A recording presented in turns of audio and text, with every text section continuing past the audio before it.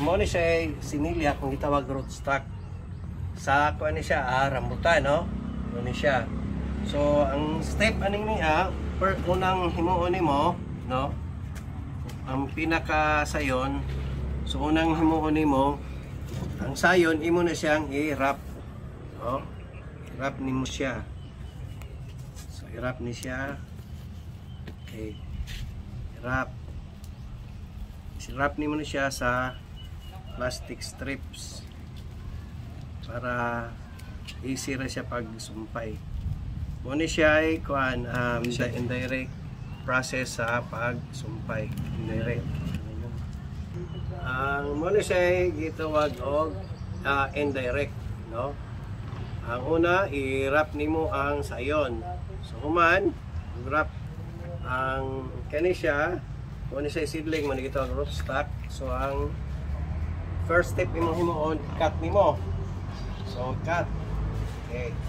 Gamit ang pruning shear. Okay, cut. Manug cut nimo, bukon siya. No?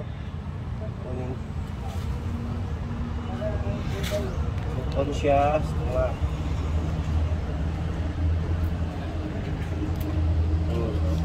human o buak. So kaning sayon i-letter B nimo siya para i-salog ni siya sa no? Letter B. Bale yo.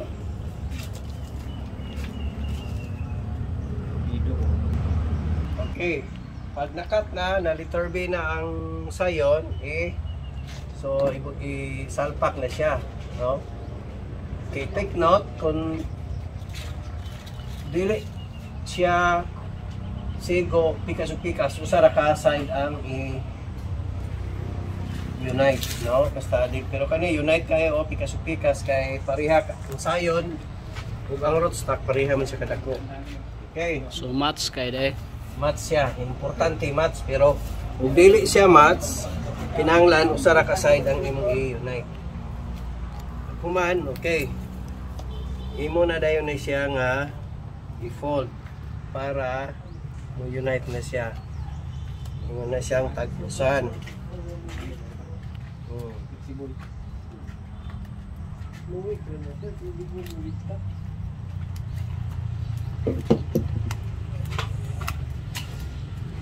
Kuman, ilak na siya para hindi siya mabigay, no?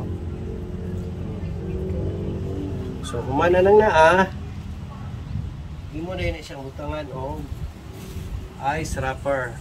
So ang purpose ng rice wrapper, during incubation period, kinahanglan dili siya masudlan o tubig. Init gid siya, no?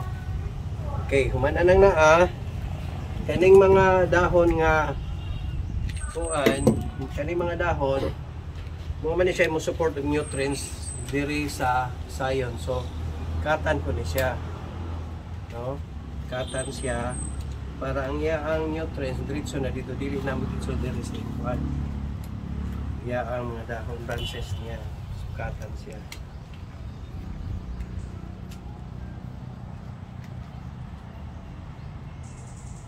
Okay. So, ingani ra ang proseso. Maghuwat na lang pa og 18 ngadto sa 21 ka adlaw during incubation period. Ayha nato ni siya hubaran. Mahibawan na ni siya og buhi pa siyang patay, no? Sulod sa 18 ngadto sa 21 ka adlaw. Unsay timailanan sir og buhi siya sir, successful siya. So, buhi na siya, maparihan na siya diri because mo na ni kaning nahuman na siya og grap. Kung mabuhi na siya, mo na manggawas na niya ang sprout, ano o katong iya ang kuan niya, bad eye niya, manggawas na. Niya mga bad eye, so manggawas na siya ng mga bad eye. Mahimo na siya ang dahon. Muna siya timilanan nga mabuhi na siya. Buhi na siya. So take note nga ang ubos aning niya, ubos sa gigrap nga ni mga kuan sprout kwaon gini siya kay dili kwaon ang sprout, dili ang nutrients man makaabot dire. So ug nay man nurok dire kilid ng mga sprout kwaon siya, no? Yan na siya ang proseso niya.